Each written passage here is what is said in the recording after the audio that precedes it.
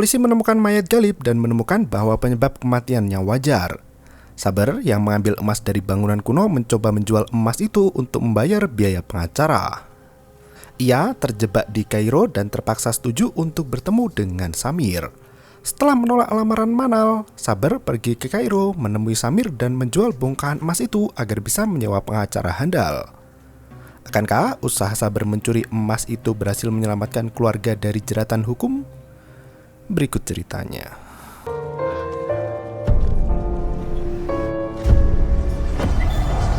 Sosok Ghalib yang jasadnya meninggal di dalam peti muncul tepat di belakang Saber yang memikul petinya sendiri. Saber yang merasa ketakutan membuat semua orang keheranan. Ia kembali ke posisi untuk membantu membawa peti yang berat itu. Sesampainya di pemakaman, sudah disiapkan batu nisan bertuliskan nama Ghalib Hasan Abdul Fattah. Warga pun berdoa bersama membacakan Al-Fatihah. Wa ala alihi wa sahbihi wa sallim tasliman katsira. Al-Fatihah. Seiring jasad Ghalib yang dimakamkan dengan kematian alami, Syekh Salam pun terbebas dari jeratan kasus pembunuhan. Setelah upacara pemakaman usai, Manal menggantikan perang sangaya untuk menjalankan bisnis keluarga. Ia memastikan jika toko tidak akan pernah ditutup meski Haji Ghalib telah berpulang. Manal menyerahkan segala tanggung jawab operasional toko pada Abdul Razak sebagai tangan kanan Ghalib yang paling dekat dengan sang ayah. Razak dengan senang hati menerima amanah itu, namun ia khawatir dengan keberadaan Hasan yang tahu seluk-beluk perdagangan Ghalib. Mereka tak bisa memecat Hasan begitu saja karena Ghalib banyak memasrahkan urusan bisnis pada pria itu. Di tempat lain, Zain memarahi adiknya Sohaila yang mengunjungi Saber di rumahnya bersama teman-teman. Zain memperingatkan Sohaila untuk tidak mendekati Saber karena pria itu adalah rival terbesarnya. Ia mengajak Sohaila untuk mengungkapkan bela sungkawa pada Rahab. Sementara itu, Saber teringat dengan kejadian pemakaman saat arwah Ghalib muncul di depan mata.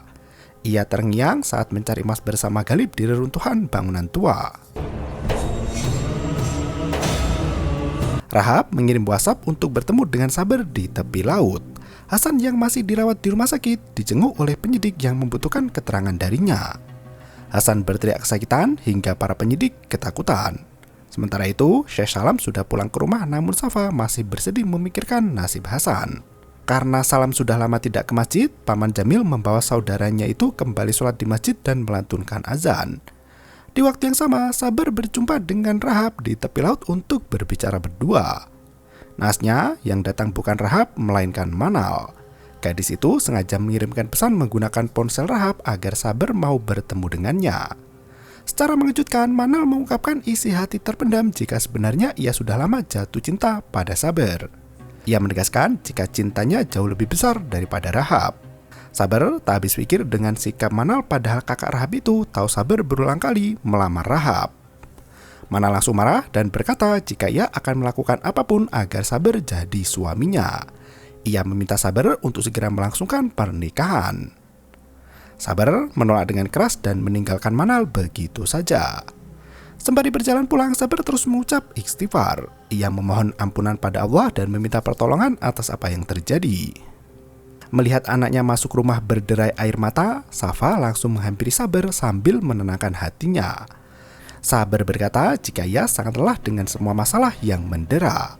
Safa langsung memeluk putra tercintanya itu dengan air mata yang terus mengalir. Tak berselang lama, Syekh Salam pulang ke rumah dan memeluk Saber setelah beberapa hari tak berjumpa. Saber meminta izin pada ayahnya untuk pergi ke Kairo selama beberapa hari dan mencari pengacara besar untuk mengatasi masalah Hasan. Ezi menjenguk kakaknya di rumah sakit setelah penyidik melakukan wawancara 1 jam penuh. Hasan mengaku tak tahan dicerca ratusan pertanyaan yang sama dalam kondisi lemah seperti itu. Di tempat lain, Rahab menolak bertemu Zain dan Sohaila yang datang untuk mengucap bela sungkawa. Secara mengejutkan, Zain berbohong jika Ghalib memiliki wasiat sebelum meninggal, yaitu menikahkan Rahab dengan dirinya. Rahab terkejut bukan kepalang. Ia tak menyangka ayahnya bisa memutuskan secara sepihak mengenai pernikahan putrinya. Zain bersumpah jika ia akan segera menikahi Rahab dan menjadikannya ratu dalam istana. Malam harinya, Saber pergi bersama wartawan Amir untuk menemui Samir di Kairo. Sesampainya di sana, Pak Samir merasa terhormat karena akhirnya Saber mau menemuinya. Ia membuka pembicaraan dengan membahas bongkahan emas yang ditunjukkan pada wartawan Amir. Sabar langsung mengeluarkan emas itu dan memberikannya pada Pak Samir. Melihat bongkahan emas kuno, Samir langsung terperangah dan meminta Amir untuk menunggu di luar. Samir meminta Sabar untuk berkata jujur tentang apa yang terjadi. Sabar berkata ada benda kuno di dalam brankas Pak Samir yang seharusnya disingkirkan karena membawa pengaruh negatif. Pak Samir makin terkesima dengan kemampuan magis pemuda El Fayun. Sabar mulai mengkhawatirkan kondisi Hasan dan meminta uang penjualan emas segera. Pak Samir berkata jika ia akan membantu Sabar dan tidak mau mengambil emas batangan itu. Ia sudah menyiapkan racun berbahaya di makanan Hasan yang membuat pria itu sakit perut.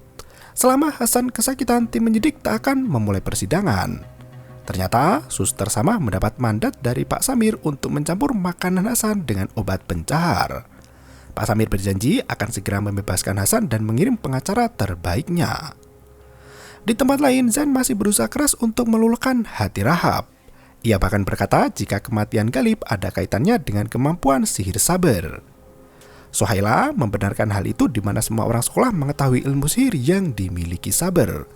Apalagi guru di sekolahnya itu sering melakukan hal aneh yang di luar nurul manusia.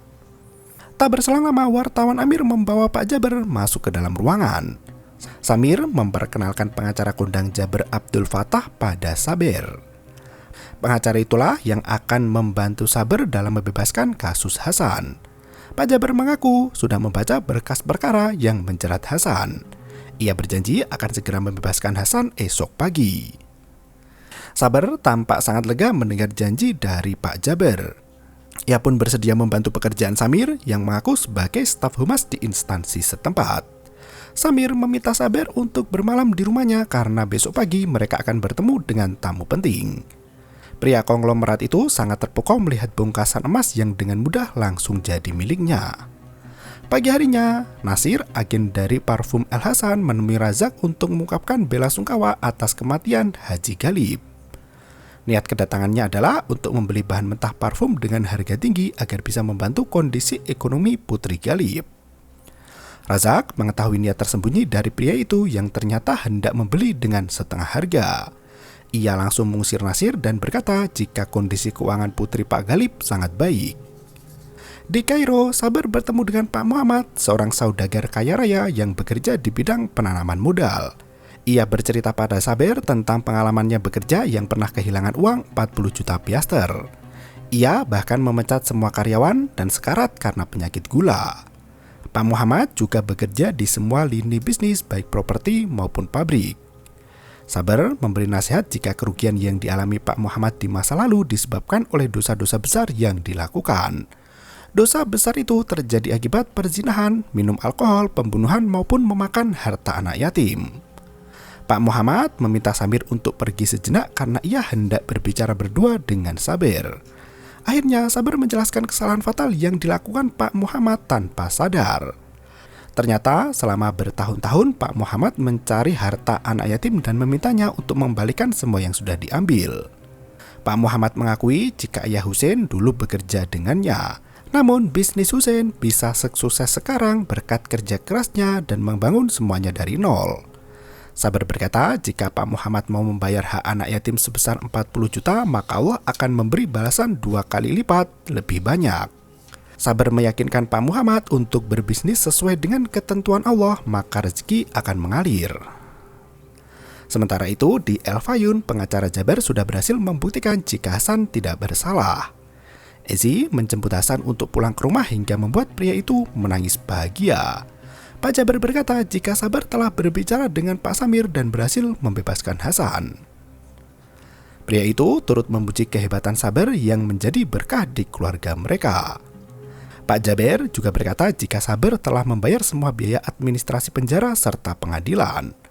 Hasan memperingatkan Ezi untuk tidak membenci Sabar karena saudara mereka itu sudah berbuat banyak untuk keluarga.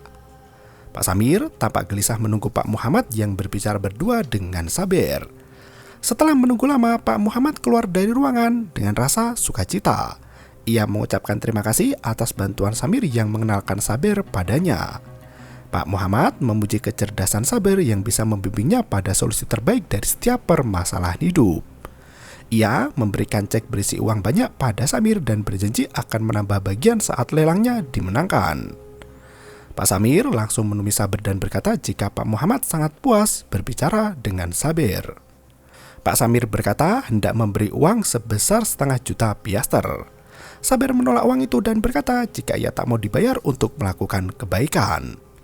Pak Samir tampak sangat bahagia melihat sikap Saber yang cukup naif. Saber mendapat telepon dari Ezi yang mengabarkan Hasan telah bebas. Saber meminta izin untuk pulang ke Fayun, namun Pak Samir masih menahannya.